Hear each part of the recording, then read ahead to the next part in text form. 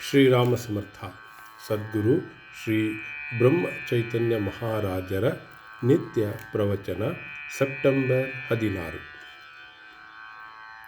ಭಗವಂತನ ಕಡೆಗೆ ಮನಸ್ಸನ್ನು ತೊಡಗಿಸಿ ದೇಹವನ್ನು ಪ್ರಾರಬ್ಧಾಧೀನಗೊಳಿಸಿರಿ.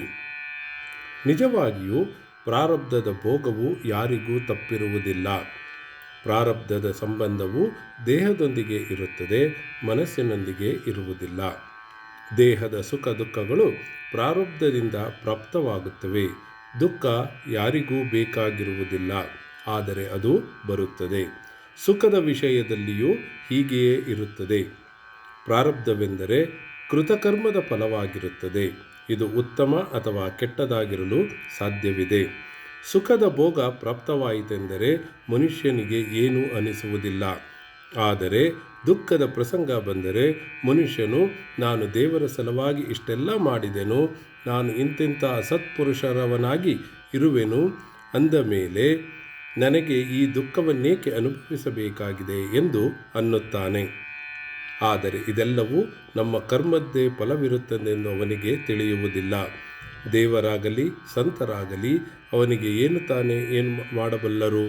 ಉದಾಹರಣೆಗೆ, ನಮಗೆ ಸ್ವಲ್ಪ ಹಣದ ಅವಶ್ಯಕತೆ ಇರುತ್ತದೆ ಹಾಗೂ ನಮ್ಮ ಪರಿಚಯದ ಮನುಷ್ಯನು ಅಥವಾ ಅತಿ ಸಮೀಪದ ಸಂಬಂಧಿಯು ಒಂದು ದೊಡ್ಡ ಬ್ಯಾಂಕಿನ ಮ್ಯಾನೇಜರ್ ಆಗಿರುತ್ತಾನೆ.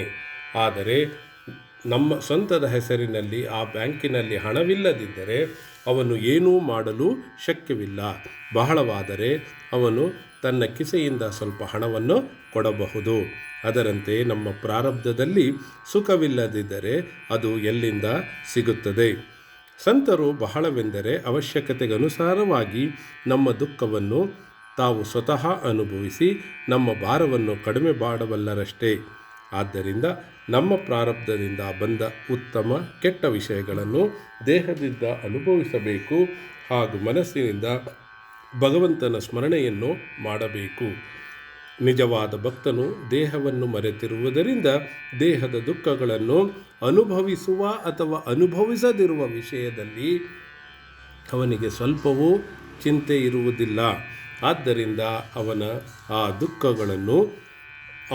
ಆ ದುಃಖಗಳನ್ನು ಉಪೇಕ್ಷಿಸುವುದಿಲ್ಲ. ಮನುಷ್ಯನ ದೇಹದ ಅವಯವಗಳಲ್ಲಿ ಭಿನ್ನತೆ ಇರುತ್ತದೆ. ಅದರಂತೆ ಮನುಷ್ಯನ ವಿಕಾರ ಹಾಗೂ ಗುಣಗಳು ಪೂರ್ವಜನ್ಮದ ಸಂಸ್ಕಾರಕ್ಕನುಸಾರವಾಗಿ ಹೆಚ್ಚು ಕಡಿಮೆ ಪ್ರಮಾಣದಲ್ಲಿ ಬರುತ್ತವೆ. ನಮ್ಮ ದೇಹಕ್ಕೆ ಪ್ರಾಪ್ತವಾಗುವ ಭೋಗಗಳು ನಮ್ಮ ಕರ್ಮಗಳ ಫಲವಾಗಿರುತ್ತವೆ. ಆದರೆ ಇಂಥ ಕರ್ಮದ ಫಲವಾಗಿರುತ್ತವೆ ಎಂದು ತಿಳಿಯದ್ದರಿಂದ ನಾವು ಅದಕ್ಕೆ ಪ್ರಾರಬ್ಧವೆಂದು ಅನ್ನುತ್ತೇವೆ. ಇವೆಲ್ಲವುಗಳ ಬಂಧನವನ್ನು ಹರಿದು ಹಾಕಿ ಯಾರು ಭಗವಂತನ ಕಡೆಗೆ ಹೋಗುತ್ತಾರೋ ಅವರು ಎಂದೂ ಹಿಂದೆ ತಿರುಗುವುದಿಲ್ಲ. ಜಗತ್ತಿನಲ್ಲಿ ನಿರ್ಮಾಣ ವಿನಾಶಗಳು ನಡೆಯುವಂತೆ ನಮ್ಮ ಜೀವನದಲ್ಲಿಯ ಘಟನೆಗಳು ಪ್ರಾರಬ್ಧಕ್ಕನುಸಾರವಾಗಿಯೇ ನಡೆಯುತ್ತವೆ. ನಮ್ಮ ಜೀವನದಲ್ಲಿ ಬರುವ ಆಪತ್ತುಗಳು ನಮ್ಮ ಪ್ರಾರಬ್ಧದಿಂದಲೇ ಬಂದಿರುತ್ತವೆ. ಅವು ಭಗವಂತನಿಂದ ಬಂದಿರುವುದಿಲ್ಲ. ಅವು ಅತಿಥಿಗಳಂತೆ ಇರುತ್ತವೆ. ಹೇಗೆ ಬರುತ್ತವೆಯೋ ಹಾಗೆಯೇ ಹೋಗುತ್ತವೆ. ನಾವಾಗಿಯೇ ಅವುಗಳನ್ನು ತಂದುಕೊಳ್ಳಬಾರದು ಹಾಗೂ ಪ್ರಾರಬ್ಧದಿಂದ ಬಂದದ್ದಾದರೆ ಅವುಗಳಿಗೆ ಗಾಬರಿಯಾಗಬಾರದು. ಪ್ರಾರಬ್ಧದ ಹಾಗೂ ಗ್ರಹಗಳ ಗತಿಯು ದೇಹದವರೆಗೆ ಇರುತ್ತದೆ. ಮನಸ್ಸಿನಿಂದ ಭಗವಂತನನ್ನು ಭಜಿಸಲು ಅವುಗಳದೇನೂ ಆತಂಕವಾಗುವುದಿಲ್ಲ. ಯಾರು ಸಂತರ ಹಾಗೂ ಸದ್ಗುರುಗಳ ಆಜ್ಞೆಯನ್ನು ಪಾಲಿಸುತ್ತಾರೋ ಅವರ ಪ್ರಾರಬ್ಧವು ಪ್ರಾರಬ್ಧ ರೂಪದಿಂದ ಉಳಿಯುವುದಿಲ್ಲ. ಭಗವಂತನ ಅನುಸಂಧಾನದ ಹವ್ಯಾಸವನ್ನು ಹಚ್ಚಿಕೊಳ್ಳಬೇಕು.